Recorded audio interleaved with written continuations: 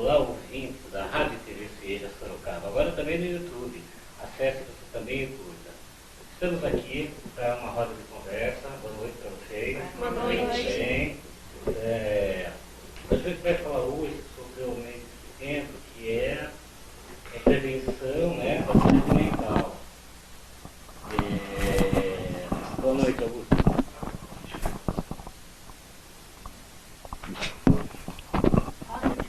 Eu não mexi, mas eu queria desligar.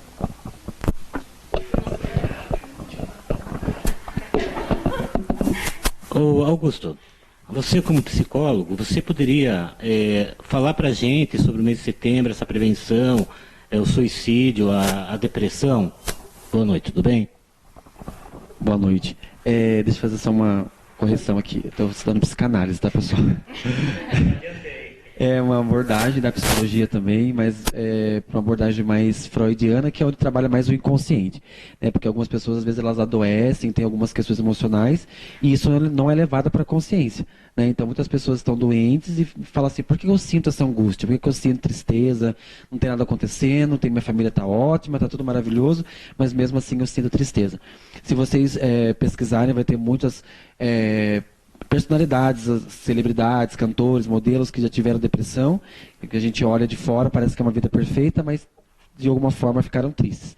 É porque existe essa questão aí. Às vezes é uma questão inconsciente, né? Um trauma, um sentimento de abandono que teve na infância, alguma coisa que não resolveu lá na fase oral, que é a fase de bebê, né? Quando está mamando, a mãe está amamentando. Quando acontece essa retirada do peito, alguns bebês não superam. E aí fica o tempo todo com essa sensação de abandono. Então isso pode ser um gatilho para a depressão e que pode evoluir aí, infelizmente, para o suicídio. Por isso que o Setembro Amarelo é tão importante, assim como o Outubro Rosa, como o Novembro Azul, enfim, esses meses que são específicos para essas questões. Então eu acho que falar do suicídio sempre foi um tabu.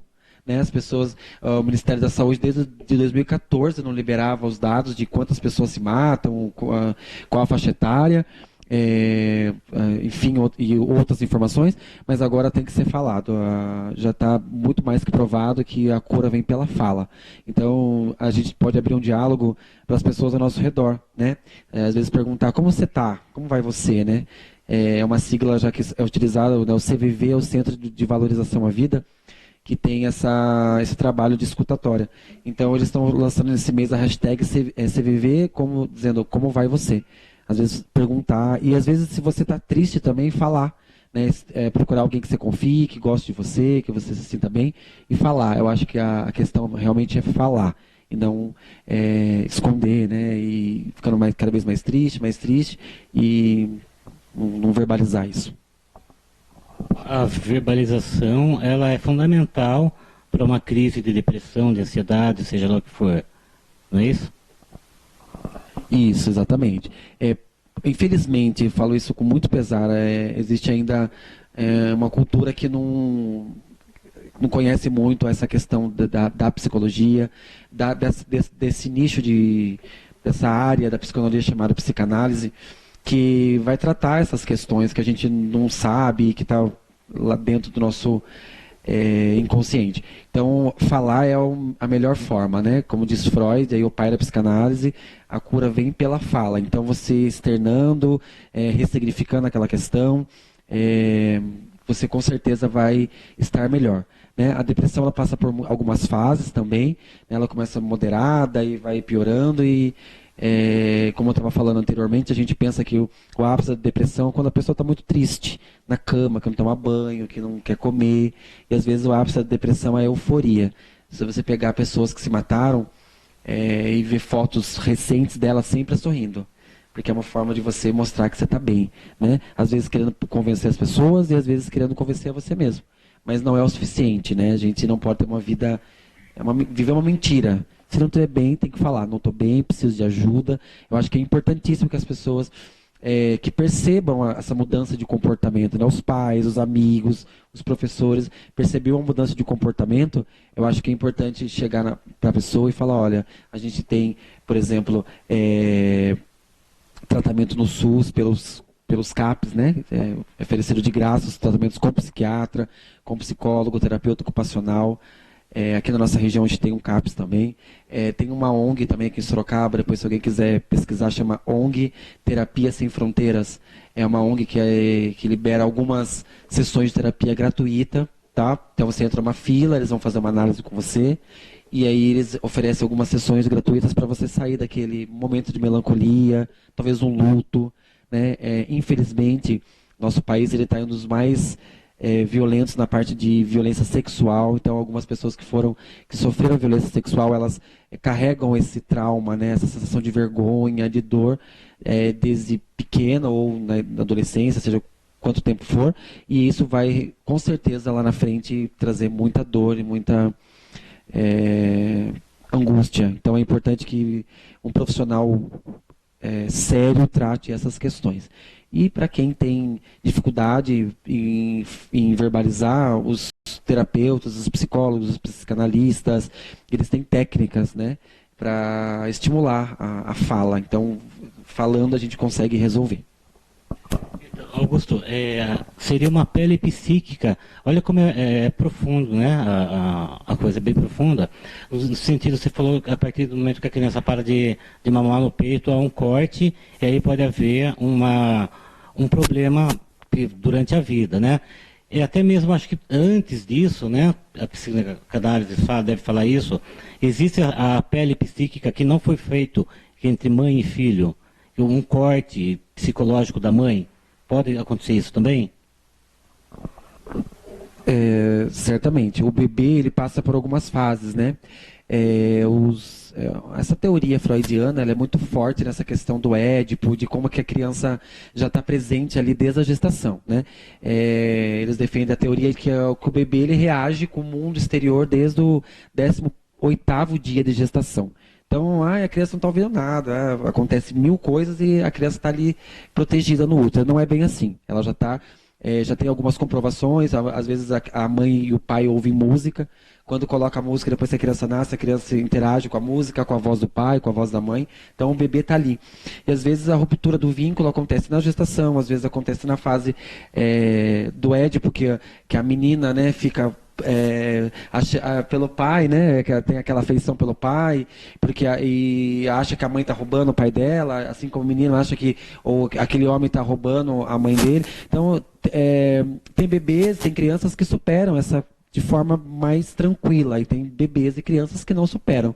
Então, às vezes é uma questão, por exemplo, que está introjetada em nós, veio dos nossos pais, às vezes é uma questão que a gente viveu lá na fase oral, que é essa fase da amamentação, e a gente nem sabe. E aí isso vai repercutir na nossa vida adulta. Então é importante que a gente olhe mais para a gente sempre e busque por ajuda, porque as doenças emocionais estão aí, ninguém mais pode fechar os olhos para isso. O Ministério da Saúde brasileiro e dos outros países também já estão muito atentos, porque uma nação bem-sucedida e boa é uma nação que tem um índice menor de suicídio. E, infelizmente, a nossa nação está com índice alarmantes. E os últimos dados agora são de crianças e adolescentes de 14 a 19 anos, né, o índice maior de suicídio, e já está diminuindo essa idade para menores de 14. É realmente muito alarmante. É preocupante. Giovana, tem alguma pergunta? Você queria... Não, por enquanto não. Eu queria que se vocês pudessem, que é até interessante para a gente que está conversando aqui, e as pessoas que estão nos assistindo, se vocês podem relatar, não precisa falar nome, se vocês têm uma pessoa da família ou colegas que vocês já viram que passaram por depressão, se 1 ou 2, 3 pessoas, vocês querem, pode falar para o microfone. Pode falar. É bom falar no microfone, porque daí sai. Na verdade, eu queria saber se tem alguma diferença sobre a depressão ou a falta de atenção. Uma pessoa que vive falando que vai se matar, ela está com depressão ou ela está com falta de atenção? Olha, tem alguns mitos em torno do suicídio, né? Quem sempre fala não vai fazer, quem já tentou uma vez vai tentar de novo, rico se mata mais que pobre, isso são mitos, não é verdade, né? Existe um censo que já foi divulgado que o suicídio é volátil, né? Acontece em toda a classe social, acontece quem tem religião e quem não tem, quem acredita nisso ou naquilo, né? Obviamente que a falta de atenção, ela pode levar aquela pessoa a um sofrimento, né? Quando que a gente tem um problema? Quando aquilo causa um sofrimento. Então, o sofrimento em excesso, ele vai ser diagnosticado como depressão. A depressão, pelo CID ou pelo DSM, isso, né, na área médica, ela é classificada de acordo com alguns sintomas, né? Então, por exemplo, se você vai no médico e relata, olha, eu sinto que minha mãe e meu pai não dão atenção para mim. Ah, mas você se sente triste só por isso? Se ela não tiver uma série de outros sintomas, o médico não vai classificar como depressão. Mas a gente sabe que não precisa de muito conhecimento para ver que a pessoa está deprimida, né? Ela não tem mais interesse por coisas que ela já gostava, ela não parece que perde um pouco a alegria da vida, né? Não consegue enxergar nada, não tem projeto, por exemplo, né? Parece que todo mundo fica preto e branco mesmo. Então, a falta de atenção pode sim acarretar uma depressão, mas não necessariamente é uma depressão, né? A pessoa que está com falta de atenção, ela pode ter outro comportamento, que não a depressão. Eu queria perguntar para as nossas alunas que estão aqui com nós, né? O que vocês acham que essa mudança de afastamento das famílias, a partir do momento que a mulher começa a trabalhar, os filhos às vezes ficam em creche, ou vocês acham que isso aí também é um caminho que pode acontecer isso, da depressão, não estar presente o pai, os valores?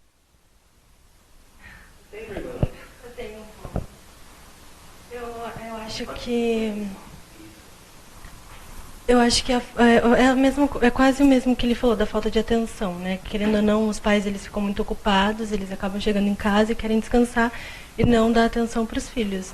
E eu acho que isso atrapalha bastante no crescimento da criança. Eu mesma já tive depressão e é um processo muito muito doloroso, é muito difícil você passar por isso. Tem que ter muita colaboração das pessoas ao seu redor. Então a gente precisa muito conversar, precisa estar sempre com alguém por perto para poder ajudar em todas as coisas da vida, porque é muito difícil, é uma fase muito difícil. Eu já cheguei na fase de quase me matar. E se não fosse a ajuda da minha mãe, talvez eu não estaria aqui. Então os pais são muito importantes nessa fase. Bom, eu acho que sim, né? Porque querendo ou não, a criança sente, né? Ou, sei lá, a criança vai pensar, ah, mas meu pai não liga pra mim, ah, mas minha mãe não liga pra mim porque sempre tá ocupado com outras coisas. Aí, às vezes, a criança quer conversar e os pais não dão atenção, né, de algum modo. E isso faz toda a diferença, porque a conversa, né, é a cura, na verdade, né? Então, eu acho que sim. Então, assim, eu tenho uma amiga, né, que ela...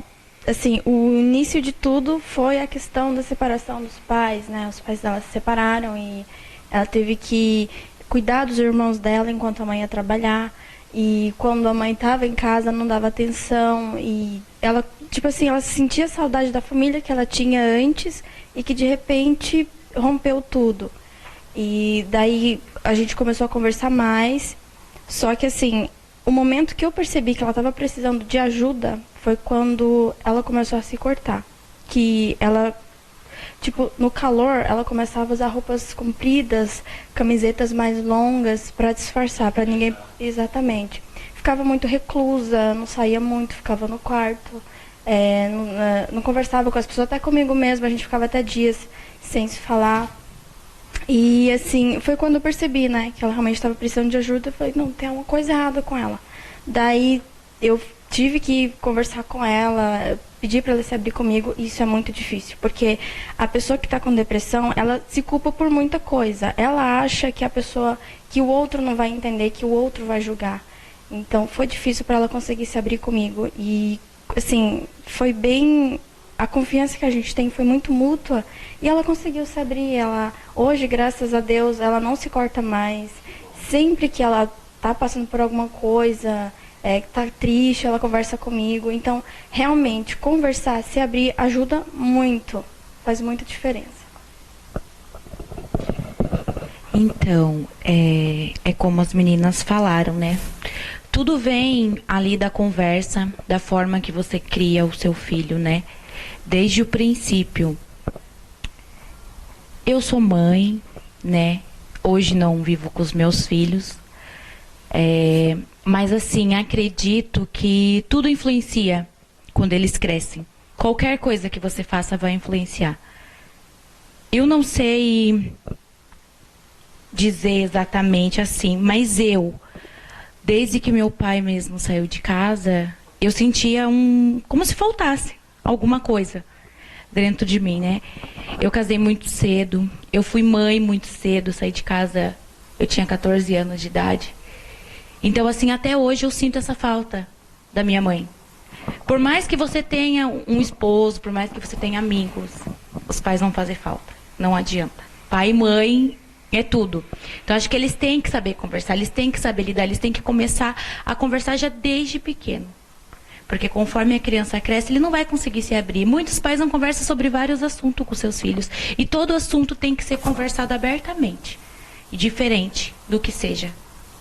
Eu penso dessa forma. Bom, assim, igual eu perguntei pra você, é porque eu tenho um amigo que ele tem... Eu não sei se chega a ser uma depressão, porque dessa forma de... A participação dos pais eu acho muito importante, não só dos pais, como da família também. Que ele tinha um afastamento da família dele depois de um tempo, e ele começou com esses sintomas de depressão, falando que ia se matar, que já não estava muito bem para a vida, começava a ouvir vozes, que eu não sei se isso tem alguma coisa a ver também. Que ele falava que via coisas, ouvia vozes, e ele não tinha um apoio da família. Depois de um tempo que a família viu que o negócio estava ficando bem sério mesmo, eles começaram a ter um apoio a mais para ele. Depois desse apoio que ele viu que ele tinha o apoio da família, ele começou a melhorar. Começou a tomar os remédios e começou a tomar um rumo para a vida dele. Nem trabalhar mais ele não queria. Por esse fato que ele sentia esse afastamento da família dele, que ele não tinha esse apoio. Então, na minha opinião, eu acho realmente que tem que ter o apoio dos pais, quanto dos pais, tanto quanto a família por completo. Completo, né? Augusto, eu acho assim que a parte biológica vai influenciar bastante, porque a gente pode ter duas pessoas diferentes, né? Uma reage à situação de uma separação, por exemplo, de uma forma, caminha na vida sem problema nenhum, e a outra não, a outra já vai ter um impacto maior, vai ter problemas psicológicos, enfim. Eu acho que a parte biológica que vai influenciar nisso, né? Pelo que eu dei pra gente definir isso daí. Tem essa questão também. Inclusive é bom enfatizar que a depressão ela pode ser química também, né? Às vezes é uma falta de um hormônio cerebral, né? Ela pode só com o uso de medicamento que vai resolver. Não adianta também a gente falar que só a terapia. Tem pessoas, por exemplo, que são se apegam à religião. É muito importante ter fé, né? A ciência sabe que quem tem fé às vezes consegue superar melhor os piores momentos da vida. Obviamente que a gente feito, né, que a gente está falando corpo, alma, espírito, tudo isso. Mas às vezes é uma questão química mesmo. Então tem que procurar um médico para ver se os seus hormônios não estão desregulados. E aí, conforme a pessoa toma o medicamento, resolve a questão do hormônio e volta. Então a questão biológica é muito importante. No nosso genoma, né, na questão genética, aparece dentro da personalidade da gente essa questão, uma inclinação para depressão ou ansiedade. Né, uma questão, às vezes, que pode ser genética também. Meu avô, minha mãe ou meu pai tinham depressão ou algum problema emocional. Eu posso ter também.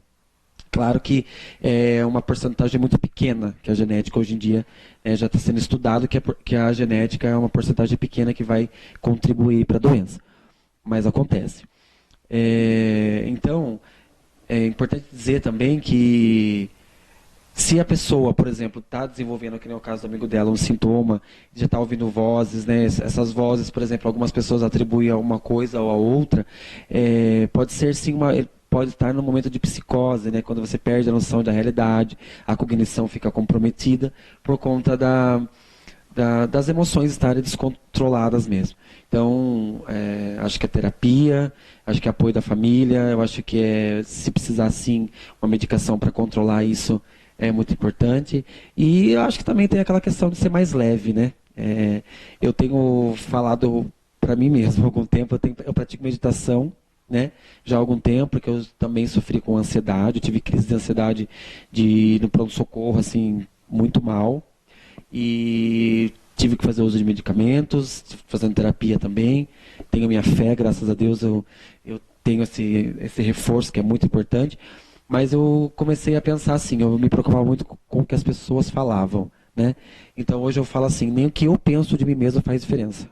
Né? Às vezes eu penso, como eu sou fraco, que diferença faz o que eu penso? Nem o que eu penso, né? Então muito mais o que as pessoas pensam. Então acho que fica essa mensagem também, né? Deixar a vida mais leve, né? Como que ele falou, como ele disse, algumas pessoas superam algumas coisas mais fácil que outras, tudo bem. Mas acho que ser leve, acho que dá para todos serem, né? Mas você sabe que eu tive um parente na minha família, né? E eu vi coisas impressionantes. Primeiramente, ela ouvia vozes, como ela relatou, de acontecimentos, foi vindo da vida inteira, de alguma coisa que ocorreu na vida, e começou a voltar, e essas pessoas começaram a aparecer, né? E um dia a gente não estava em casa, essa pessoa estava lá, e ela conseguiu pular um muro de 4 metros, que ninguém faria isso, porque ela achou que o pessoal estava lá dentro, ia entrar e ia pegar ela. São coisas que a pessoa faz que você não acredita que ele faz, né? Às vezes você está dormindo no seu quarto, você acordar, a pessoa está olhando para você de cima, assim. Aí você tem que, com toda a calma, e é legal que ontem eu vi um comentário de uma pessoa que eles estão usando algumas alternativas, né? Por exemplo, hoje a acupuntura, né? Que é a medicina oriental, ajuda bastante também na cura e consegue eliminar o remédio, porque o remédio ele traz um outro efeito também, né? Grande, né? E aproveitando isso, Augusto, eu já tenho algumas pessoas fazendo algumas perguntas aqui. Ele pergunta assim, por que peritos negam laudos psiquiátricos, né? Parecendo que o paciente está mentindo, foi lá e mentiu no médico, levou o laudo lá e não consegue, por exemplo, acho que uma aposentadoria, um afastamento, né? O pessoal está compartilhando bastante aqui, né? Que legal, é bom, né, o pessoal saber, né? Porque assim, na verdade, pro psiquiatra definir um diagnóstico, né? TSM, CID, essas coisas que tem essa burocracia aí, um pouco, não é tão simples assim, né? O psiquiatra não faz exame, né? Ele vai pelo sintoma.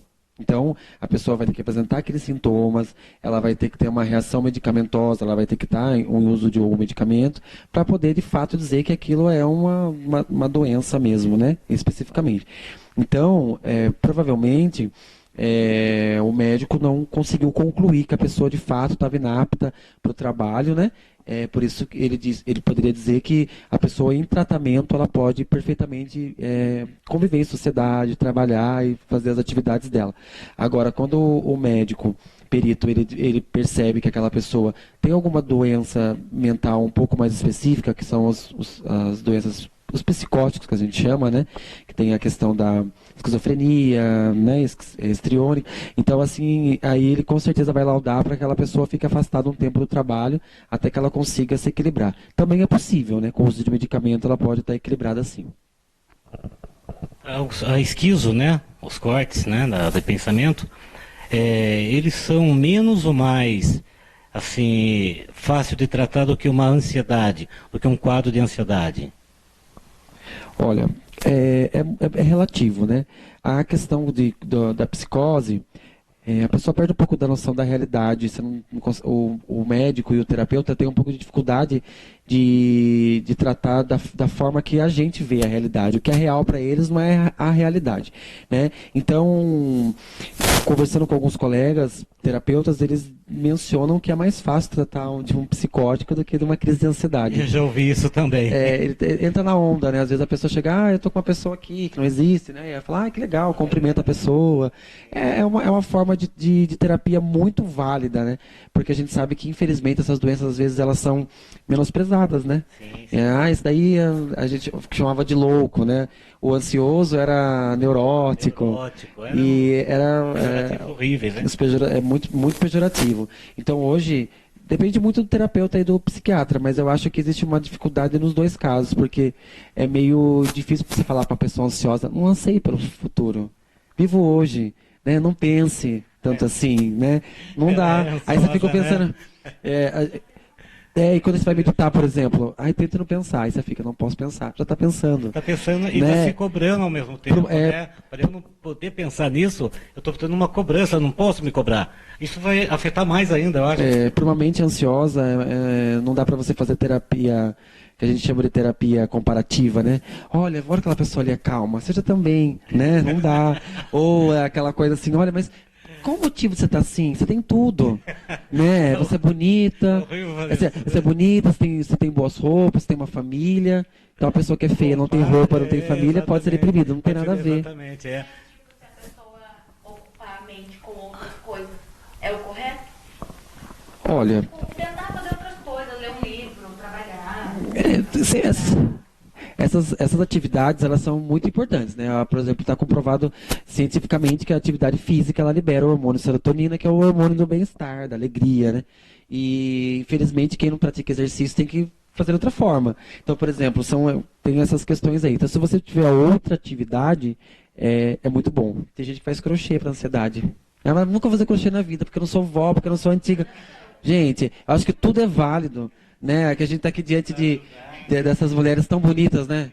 Essas tão modernas, são contemporâneas, mas por que não fazer um crochê, né? Qual o problema? Então, ó, a gente tem uma que sabe fazer crochê.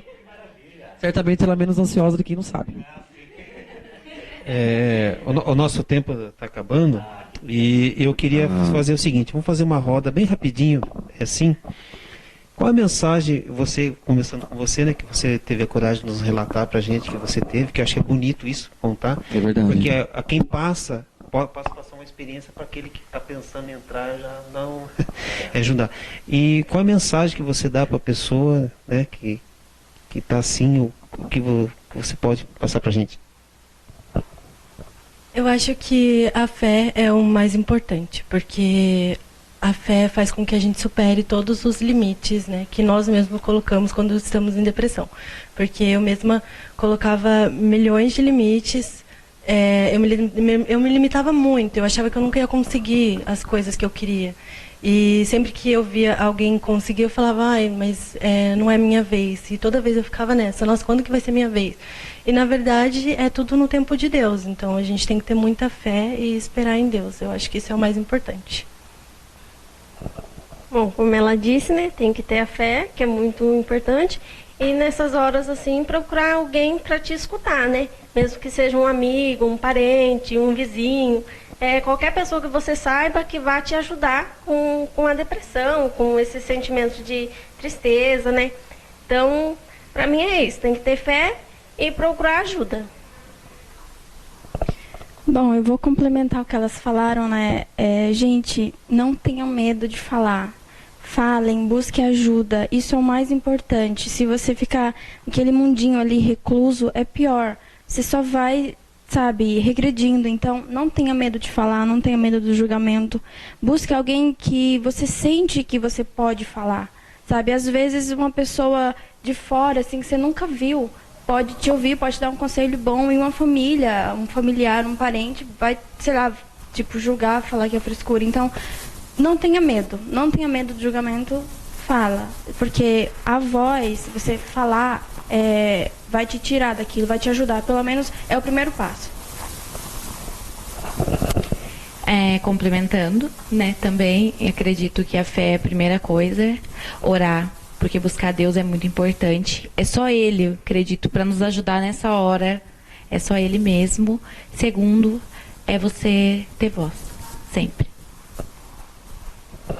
Igual elas falaram também, ter a fé e buscar sempre ajuda. Buscar sempre ter alguém para poder falar, conversar, os familiares, e se grudar naquilo que a gente mais gosta, né? E principalmente a fé. Considerações finais?